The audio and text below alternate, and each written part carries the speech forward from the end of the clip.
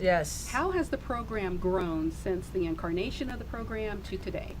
You know, it's grown tremendously. The first meeting that we had, June 2013, we had 13 kids per month. That 13. month, 13, 13. that first month, and now at this point we're up to 80 kids, about 80 kids a month, and that's not including the parents and then my speakers, my volunteer speakers, and then guests that come. So we have about 120 people a month at the program, and we also feed the kids too.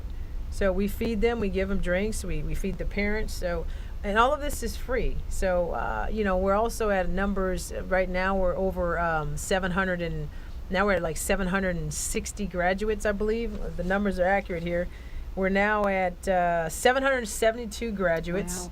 We're at 1,362 kids through the program, and our graduation rate is 57%. Which is somewhat skewed because we've added the new kids from this month. We had 42 new kids come in this month. And that kind of tips the scale because we count, it obviously, we count it off as the overall numbers in the program. So those 42 kids are fairly, or just new. So it skews our graduate ratio because they're new. We have a graduation every month. We probably graduate between 50 and 22 kids, 15 and 22 kids a month. Okay. And steadily growing. I mean, now we've had over 135 kids we've sponsored activities for, and we've given away over $68,000 in activity Wow. funds. That's a lot. It That's is a lot. And we have those kids, about 13 kids every month that come back to do community service, so we continue to cut checks.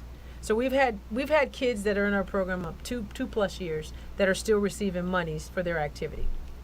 Speaking of money, I mean, Yes. all of that costs time and also Yes, costs money. it does. How is the program sustaining itself? We've really been blessed. We have no money. I mean, literally. I mean, we work off of probably $20,000 a year, and that's liquid. We just, money just seems to fall in our lap when needed. We just had another donation. What's this? This is October. In September, from $1,000 for $1,000 from Centennial Toyota. So thank you, Centennial Toyota. They gave us $5,000 in January. They gave us another $1,000 in September, and then we recently we received $4,800 from Cirque du Soleil's IT department. So what they did was just wiped all of their computers. They were getting ready to get new ones, and they sold them to their employees. And all the monies raised from that, they wanted to give to a nonprofit. So we had recently applied for their $10,000 grant, and they only take the top three. Well, we were we were top four. So Miss Pauline from Cirque du Soleil community development, if you will, her title. And she remembered us, and she basically gave them our name, and they decided between another organization, and they chose us. Well, you've been receiving a lot of local attention. Can you elaborate on that? Yes. Well, first I want to thank Cirque du Soleil for donating that money, the IT department. Thank you so much. We really appreciate your donation. Definitely. Congratulations. Thank on that. you. Yes. So, the notoriety we've been getting, again, because people are starting to recognize us more. And we were recently on the Channel 3 News, and more schools are starting to want us to come out and speak to the youth. Like this week coming up, Silverado High School wants us to come out and speak to about 900 freshmen. Now, Nice. yes, because I believe that they need to be taught first, because they have 3 years of high school. So I'm all about getting them young and then setting the tone so they remember what we talked about. And keep in mind, though, these schools, I go into the schools as a motivational speaker, and then I bring real talk in, because I think to draw their attention in, share my story about how I evolved, and then give them, now here's what I do, because I know this is what's needed. Right. Because of the backdrop that I just gave you, be it from family, from my college days, from federal probation, from juvenile probation or parole, giving them all the backdrop, and then impressing on them, you can, if you will. If you will give yourself the opportunity for change, you can make the change. And so giving them all of the tools, and then saying, okay, you've heard all this, Now here's how you can do it. Here's what you need to do to help yourself get further along and prepare for your future. Now you have something interesting that you're working on behind the scenes with Yes. invention that Yes. you have. Yes, I have. So keep in mind, it's called the Jocks Tee. I have a hitting tool for boys and girls, or young men and young adults. It's for baseball and softball. So it's called the Jocks Tee. It's a hitting trainer. It's pending patent, and I will be bringing it out to help support my nonprofit because I'm tired of chasing money. Who are you targeting right now? Are you getting any assistance from the Department of Education or from the court system? No, we are not. I would think that would be huge. Yeah, it should be huge, but we were serviced over 500 kids from the courts. The problem is, it's still me running the organization. I need help. I need money to hire employees. And then unfortunately, the fiscal year just came around for juvenile courts, and I missed it again because I'm handling other things. But also diversion court. We received over 175 kids from them, so we put in a proposal for them. Now we're waiting to see how much they're going to give us. So we just applied also for the MGM grant up to $80,000 just last Friday. So I'm hoping that something comes of that. But you know, grants are great, but you have to wait for them. I need money now. I need Right. money now, and you know, fortunately, money is dropping in so we can pay the bills. But you know, like anybody else who's living and breathing and working, you don't want to live paycheck to paycheck. Right. You know, I want to sit comfortably, and this is why, you know, I have other things going on outside of the program. The ultimate goal for that invention with the tea is that in theory, I would love to have it made here and manufactured here, and hire ex-felons from the halfway houses to prepare it, weld it, and then get it ready for shipping. Wonderful. So we can have them in the program as well. So you get the ex-felons, because you know what? Statistics are proven. People who come out of the institution, if they don't have a plan in order, they're going to fail. Right. You have a 50% recidivism rate here in Nevada and 70% nationwide of recidivism rate within 1 year coming out of the institution. Scary numbers. Terrible numbers. That's you, me, and everybody else who are taxpayers. It just goes right back into the system. And that's why you have 2.5 or 2.3 million in custody. So the ultimate goal is to have this product made and make some money off of it. Of course, donate some to the Real Talk program, but also get the people who've been in custody, come out, hire them, and then also circle them into my program, right? And so Right. now they can be speakers to the program. They get a job right away. They can speak at my program, and there's no reason why you can't make the program because you work for me. I'm going to let you do your speaking, tell your testimony. And so that's the bigger picture. The only problem that I'm having right now is that manufacturing or fabrication is extremely expensive, and I had no idea. So I hate to outsource to another country, but if they're going to push me that way, that's what I got to Might do have to to bring be that money. way. If I have to bring money that way into my program, I got to do what I got to do. Talk about going across state lines. We briefly mentioned Yes. El Paso, Texas, Yes. but you have some strong connections Mhm. in that market right now, and Right. there's definitely an interest. So what are you trying to accomplish right now in El Paso? So El Paso was a great trip. You know, they're still ready for me to come out there. I basically let Mr. Julian, who's the one who set it all up, he's going to be one of my members out in Texas, and he is going to. We've been communicating via text and phone in the last 2 weeks. We're waiting just on an address for us to open up shop down there, and then I can get the ball rolling. You know, he has so many people lined up. Even some of the political delegations out there who are on board and were present actually at my program or at my seminar. Essentially, with giving the presentation, and basically told me that they're on board. Whatever you need from us, let us know. So we have all the ducks lined up, but we just have to do it methodically because Right, you know sure. we're not going to rush into this. It's Mhm. something that I want to be right, and they're going to be the first basically chapter outside of Nevada. And it's no coincidence that this chapter is happening in Texas and Mr. and Mrs. Batista. Well, Mrs. Batista was born in Texas. She Oh, was wow. raised in Texas. Uh-huh. You know, so you know, it's just it's really a good feeling to know that that's going to be the first chapter of Real Talk, and then we're going to cross over next state over or next another state we're going to go to is Louisville. I'm going out there on the 25th of this month to present at their seminar. And this would be your second trip out there to Louisville? Yes, this is the second trip. Went earlier this year in May, so I'm going out there and presenting the program to another about 125 people at this seminar, and hopes that they want to get the program there. And if that's the case, we'll start slowly and methodically out there as well. So it's moving, and and I'm glad because it's not moving fast, but I need to start spreading my wings a little bit so I have more people on board with what we're doing. And the ultimate goal is, once I get this established, every other state that we are in, my goal is to have every meeting on the first Tuesday of the month, because I want all the different states to be on one accord. And that means we're going to help not just Nevada on Tuesday and then Texas on Thursdays. I want everybody on the same page, and we're all in alliance. And every first Tuesday of that month, we're not helping just 120 kids. Sure. We're helping 10,000. We're helping 50,000 kids, or how many other kids and organizations or chapters that we have across the state lines. So that's my theory on how I want it to happen. You have other personal projects going on. There's a book that you're working There on. is You a wanna yes, talk about that? yes. I'm As if you're not busy enough. You know what? My listen. I tell people all the time, and I tell my kids the same thing. I tell them this: good people talk about making things happen. Great people make it happen.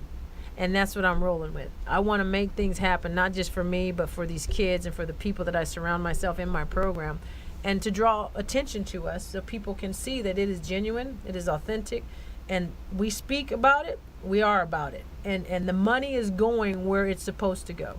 There's a lot of people talk about a lot of things and they don't do nothing with it, or they steal the money. There's a lack of integrity. I don't have to hide anything. Right. My whole thing is I'm giving because somebody gave to me. And so the goal is, with this book, I'm writing about a little portion of myself. I'm writing about the program, and 100% of the proceeds are going to go to Real Talk. And it's going to be a chapter. It'll be the Real Talk series, or the Real Talk edition.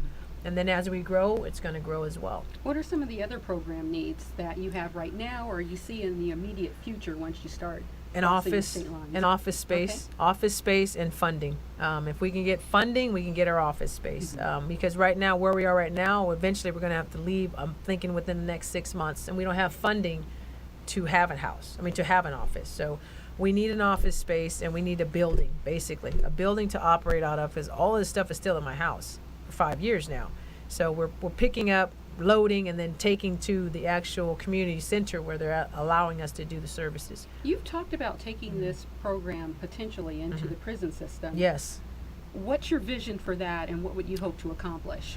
It's just to inspire the people on death row. They're sitting, waiting, and rotting. Some of them have committed heinous crimes, and I get it. As if I was a victim of that crime, or if a family member is a victim of that crime, I wouldn't be happy about it. But if these people are willing to give back, and this is the only way they can give back, then so be it. So be it. Let's make that happen. So I want to go into the prison so they can actually talk to the kids and say, this is my life. I'm not getting out. And I'm here to tell you, you don't want this route. You don't want to go down this line, because it's going to be a struggle, number one, even if you went into the system.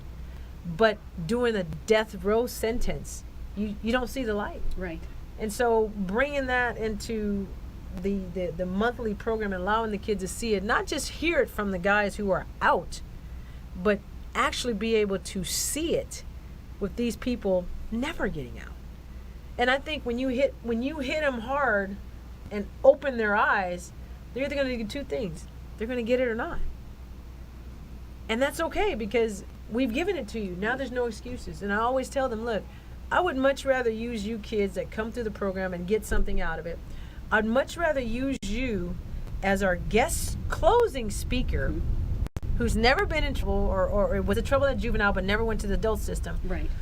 Would love to use you in that aspect to be you're positive in the community. You want to give back because you remember Real Talk. I'd rather use you in that element than use you on this side of the team in a green shirt like my guys and girls who went through the system. Now, you mentioned one of their requirements, $50 donation Yes. annually. What are Yes. some of the other requirements? That they attend our quarterly meetings. We have 4 of them every 4 months, and they have to come to that, because I give them all the updates of the program and let them see what what they're doing in the program, how they're assisting these kids, how much they've been helping all the kids that have come through the program, and then also just to be on their P's and Q's. I liken to call this with these gentlemen and ladies who are in my program. It's like their support group. Mm-hmm. Keeping each other in check, and so they get something out of it each time they come. And I have to say, out of the 5 years I've been doing this, and I've had over 60 members or people come through, want to be a part of the program, sign up, but then don't come. But the majority of the people that I've had, I'd say I've had about pretty solid 20 people. And out of the solid people, and those that have come and gone, that were in the program, I've only had 3 arrests and Now, 1 conviction. Are you checking that? Do you do periodic Yes. checks of your members? Yes, every year they have to give me a printout of their arrest report. And then if they're, we have our own stipulations. We have set guidelines for them because they already know. I mean, certain things are not tolerated, and they have to be mindful of this social media stuff. You can't be acting a fool. You can't be out there talking about, cussing and fussing and all that. You can't be negative and then try to be positive with Right, the kids, right. because kids are no dummies. They're on social media all the time. And then not only that, they're seen in the communities. Kids come up and say, hey, Mr. So-and-so, you remember me? I was in Real Talk. So these kids remember your faces, Absolutely. remember your stories. So they have to be cognizant of that too, So they're on a whole different platform is what I try to tell them. You're not, just because you were here before at one point where the judges are sentencing you 10 years, 5 years, 4 years probation, or 3 years, 4 years, 5 years prison, that was then. We're talking about now. So you have to uphold and take accountability because you're on a whole different level now. You have judges come and speak at your program. Yes. You have judges taking pictures with you. You have people who are on the other side of the law taking pictures with you, coming to speak. So those are the things that I try to instill in the ladies and gentlemen in my program. And I always tell them, look, whether you believe it or not, I don't know when it's going to grasp in your little minds that you got going on, racing with all the other things, you're making history. Because we're not stopping here. We're going to go nationwide. And then people are going to be using our program in other states. And you're a part of the first one. Do you have an That's immediate powerful. need for new members right now? Yes, I always have immediate need. I always have needs for the new members because, we're ever evolving. This is just the beginning of what I have in plan. I mean, there's other things I have in plan for the members. I'm a firm believer the kids need to be heard. I will have the kids be heard, but we're not set up right now. A lot of times you want to tell the kids what to do, how to do it, when to do it. But sometimes they just want to know why. And they have that right to know So why. it's a youth group. Yeah, it's involving the youth. Right now what we use is cue cards. And so every month the kids they have the option of putting on those cue cards, what's on your mind, what you going through, what do you want to know about us? And some kids put on those cue cards, they'll say, how did your prison life affect you? Or what happens in prison? Or how do I stop using drugs when my family still uses drugs? Mm-hmm. How do I stop selling drugs when everybody around me is selling drugs? So these questions, those type of questions are asked by these kids, and our members take 2 of those when they're speaking and they address those. So we want to include the kids because they're hungry. They want to know. I really loved one, and it was at the Change One back in June with Batistas. And there was a question read from one of the children where they wanted to know if they would ever have an opportunity to speak and address the kids. Yes. And I don't know, maybe it was Miss Desiree that said, when you guys have all the answers, then you can get up here and do what I do. Sounds so Desiree, right? Yeah. I mean, the thing is they want to be heard, but they don't want to listen. Right.